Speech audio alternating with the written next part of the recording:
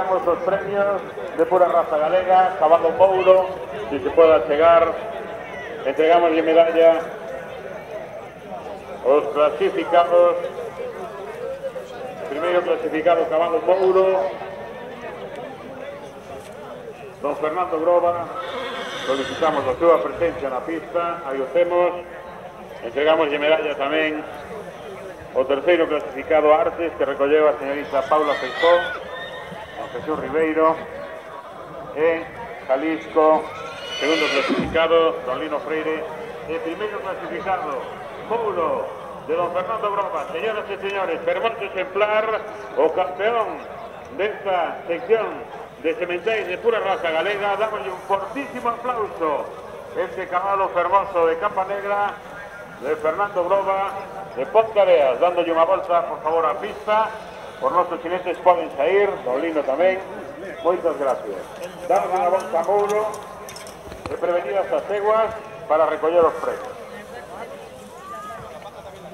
Aí temos o exemplar, gañador absoluto da prova do día de hoxe, excelentísimo Concello de Tui, Gran Premio de San Telmo 2017, don Fernando Groba, criador e defensor do cabalo galego, con este impecable, precioso exemplar de nome Mouro, que acadou nada máis e nada menos que 81 puntos, proclamándose campeón absoluto no día de hoxe. Pode sair da pista.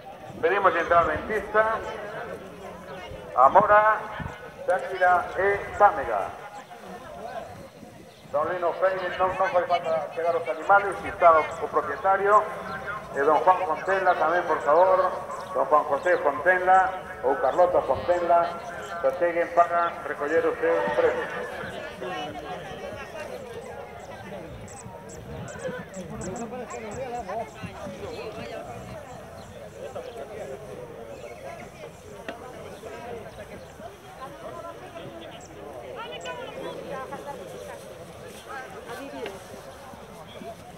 Don Marcos González, presidente do comité organizador, indica Marcos, en colaboración do Concello de Tui, vai a proceder a entrega das medallas.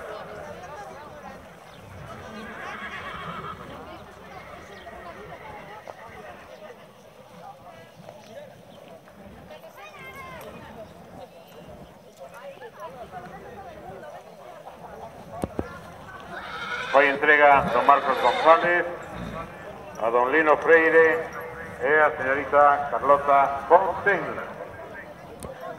Primer clasificado, Lino Freire con Mora. Primer clasificado, entrega medalla, don Marcos González. Segunda clasificada, Shakira, la señorita Fontenla da Estrada, da Ganteiría Fontenla. E terceira clasificada, Támega, da mesma Ganteiría de Oza Cesuras, de don Lino Freire, da provincia da Coruña. Terceira clasificada. Aí estemos recollendo os premios do comité organizador. A continuación, señoras e señores, comeza a exhibición de doma a cargo dunha xovencísima domadora, unha verdadeira artista natural, con unha inteligencia e unha conexión especial co mundo do cabalo, grandiosa promesa do mundo da doma, da etología equina, e non sei que máis podo decir, que ainda por riba é guapa. Que máis queremos, verdad que sí? Señoras e señores, vou ceder o micrófono aos seguintes colaboradores para que eles mesmos presenten o seu espectáculo.